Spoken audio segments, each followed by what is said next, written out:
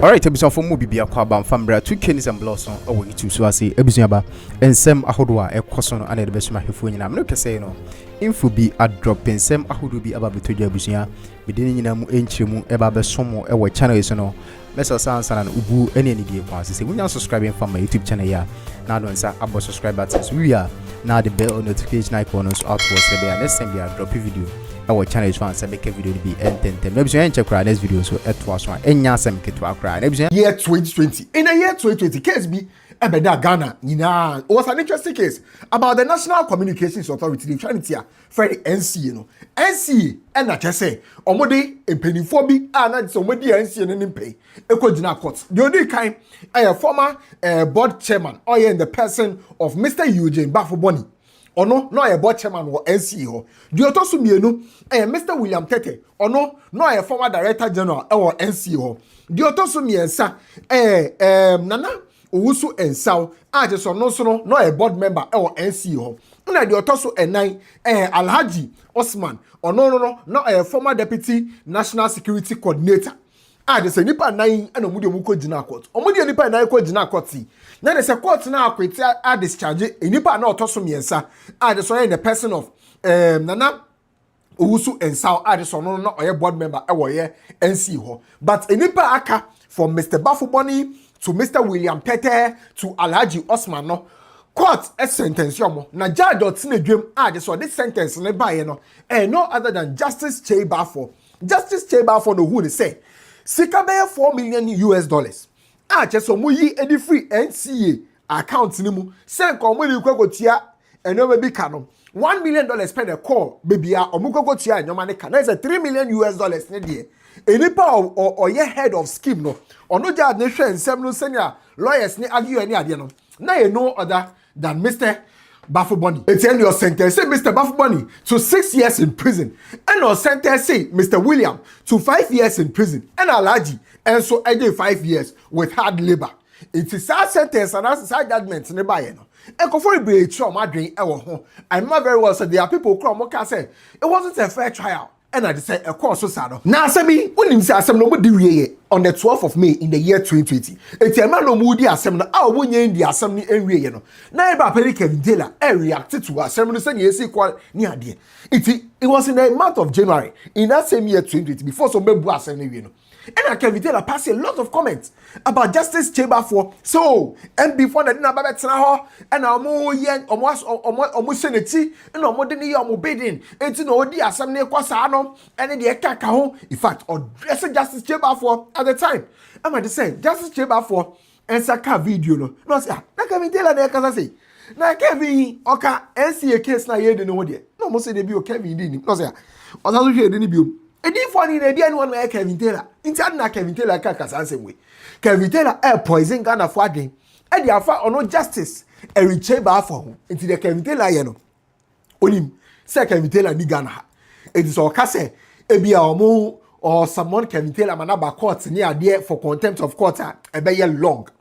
It would your yard there back.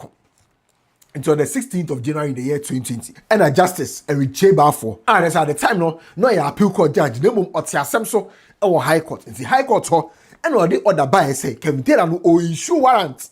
So more for arresting Kelvin Taylor no. And maybe over to the NDC gonna be also Kelvin Taylor or more arresting no. Sometime no, na IGP or was no, former IGP James Bueno. On the night say IGP no was at the time. In justice, a Richeba for the order the banner. Or the IGP ni BMO, or the National Security BMO, or the BNI, see the FN NIB, or the Omumi and Sani na BMO. Say, oh, Mubia making sure second tell her 290 Ghana piana on my arrest. No, now can we tell her ne warrant no? Our issue for the arrest no. And Chemuda, Copim say can tell her back and say sinable. And Chemuda, it's warrant no, and it can tell her in fear and answer the lifespan. And now, Otu in IC Ghana and Quadia, Nassau Tiasia, Omonchano. It's your warrant at so at the time they cry real, and which you cry, you penny can tell a corso, and dress a judge. Oh, and yes, and get one. This is an example. And then I know, sorry, Kelvin Taylor warranted done so it was Chebafo. Madam Tokon wanted to move Chebafo to the Supreme Court. Court issues warrant for arrest of Kelvin Taylor, Kevin. All because the High Court in Accra has issued a warrant for the arrest of social commentator Kelvin Taylor. Justice Eric Chebalfor, who issued the warrant, said it was based on a vivid video in which Mr. Taylor reportedly made extremely scandalous and contemptuous statement against the court and the whole judicial administration of the country. Also, me kasetia court no, me kasetia the judiciary into a send warrant. Yamechimi fi America to jail or Ghana. This was the same judge, Madam Tokonu, in her final days wanted to move to what? The Supreme Court. This is the same judge who basically jailed NCA for Bafu Boni. And Bafu Boni, his younger brother, was the man this judge jailed for 16 years. Now you are getting the picture. The whole thing was planned to move some people who didn't deserve where they were to some places.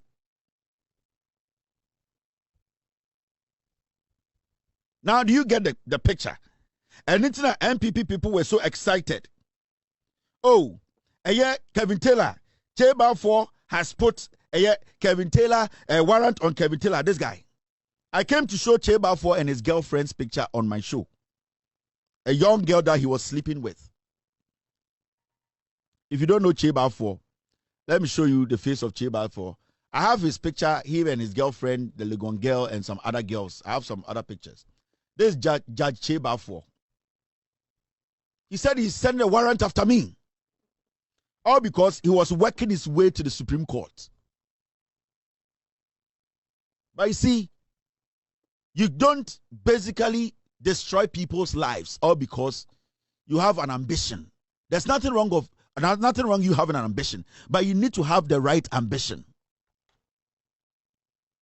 You need to have the right ambition. And this is what we have been talking about. But I know sometimes, so in the past, something was created in the hearts of Ghanaians. Don't speak about the judiciary.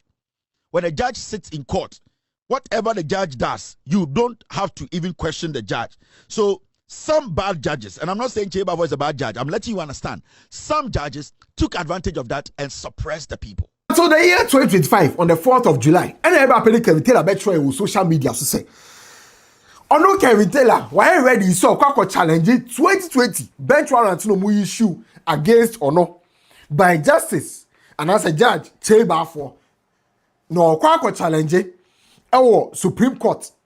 It's Ghana for nyina enhwa nimu kwan. This was on the 4th of July in the year 2025. Never Kelvin Taylor ka asare ya pe and as high tra no the asem no akwako dan. Now, there is an interesting case about Kelvin Taylor the application or the court in court. Because our application now, or swear affidavit. Affidavit there what has say, second day of July. Now, say all five or prepare BBR and Sako Baba post on social media. So now, before so best swear affidavit, I was so we are present. What I say now to me swear affidavit. And now, I'm ready to say, Court order no. And I say arrest warrant no. E wo ho kopim say Kelvin Taylor be twana no mo nse do. Eti e confirm say Kelvin Taylor at the time and of or yes application we no. No Ghana has say but obi arrest no. No Ghana has say but obi arrest no. Okoko so affidavit obi arrest no. Or ye di obey na obi arrest no. And no file application no. And e copy mu. Our Supreme Court. I just say, I'm for moon no crano. Ebisa, Mr. Omane Buama, and say the first minister say, hey, now Kelvin Taylor about Ghana. It's me aqua swear affidavit. Aqua yes say ni say. And arrest warrant that Kelvin Taylor so more cheno. Now more protect Kelvin Taylor on no immigration officer. Hey, Kelvin Taylor in the country. Unfortunately, I'm not an immigration officer, and so I mean, how do you expect? I mean, I'm not an immigration officer. I mean, for those who are interested in that, let me advise: the Freedom of Information Act. Take necessary steps. Find out from immigration, unless the person did not come through lawful borders. So. Some of these things causing the national discourse. ne kopie mu Supreme Court no na de say ba Penny Kelvin Taylor esre enyoma miensa ndi edi kan se court ni ntwa sa order ni mu kra because ono Kelvin Taylor no judge no tine game no wa mo ono Kelvin Taylor ne kwan ama na ma meka wa say the etia or passes sa comment no e wa judge ne say contempt ache no enti omo arrest ne famra enye fair e wo say ka judge ni invite no Kelvin Taylor ni tumi ba no ba be kan enye say judge ni be ka say mo nche no by force arrest warrant judge na fa kwan papa so die to so miyenu say order na mo de ba ye so mo nche ono Kelvin Taylor no and go through the right procedure by law and go through the right procedure by law. So Supreme Court ne tena so na so omo hwe na say point 1 ne point 2 di mu a and the point 3 though no ya appeal court judge no tena mu high court no we go through the rights your friend is saying order into no make an error into so make an error on kwade na say arrest warrant so no error why 1 error 2 error 3 errors if judge no a mistake it is any say Supreme Court jituma omo twe fama no it ene Supreme Court a judge for enum and it's not about Penny Kelvin Taylor assembly so. Now remember, says a issue arrest warrant. The normal procedure they say anybody pay police for who now I was a police for channel. Or pay national security for who now was a national security for channel. Kopim say order na anybody die in Supreme Court. Omeka no me twem. At the time when I get back Penny Kelvin Taylor ko Supreme Court no munya ntwa order. But o court on. O kopie mu court a judge for enum and e tena assembly so. Eti assembly. Nti enu muti assembly no. Na dey say Justice Tanko, Justice Surabare, Justice Jamefe, na fe so Justice Mensa, almost Kelvin Taylor udibim. Name of Justice Gawudie. Ozi dey Kelvin Taylor udibim. Nti ekwa 4 for Kelvin Taylor, 1 against Kelvin Taylor. And by unanimous decision, not just Kelvin Taylor. The application they call in court say omuntwa arrest warrants no. They say Justice Cheba for a issue here in 2020 no. Now there's a Supreme Court adjatum. This media arrest warrants be anyo. And for Kelvin Taylor. Into one anti court no. And no video and now who was screeners you know. Credit to GH1 and have it Star FM. Now say Kelvin Taylor the PA. Now reason I judge for no am I any na. And I said, "Did kind of judge no? I just said Kelvin Taylor. I can't want him no. On one and him and our modi sir. Your friend say arrest warrant any contempt as me. Just so copy. And then they just say judge no tell Kelvin Taylor contempt as no so contempt of court as no so. E ka asem ni bedimu.